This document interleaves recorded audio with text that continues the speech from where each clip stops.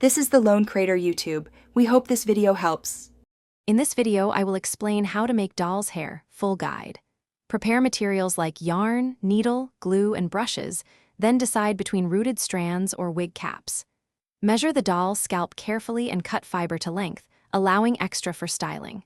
Keep tools organized and test one small patch before committing.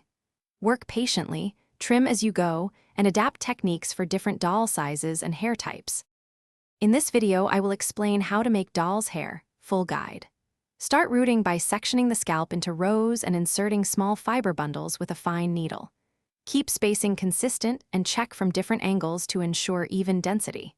Inside the head, add minimal glue to anchor the fibers without bulk. After filling the scalp, wash gently and trim into layers, blending edges for a lifelike finish that holds up to handling. If you are finding this video helpful, please subscribe and like to support the channel and future tutorials. Quick recommendation: the containers you see make cleanup and supply storage simple, and they pair surprisingly well with craft days.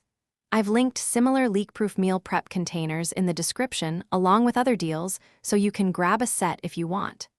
Thanks for watching. Now let's get back to the video. In this video, I will explain how to make doll's hair, full guide.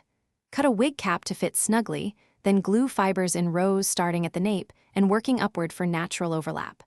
Allow each row to set before adding the next to prevent shifting. After completing the cap, trim and style fibers while the cap is on a form for accurate shaping.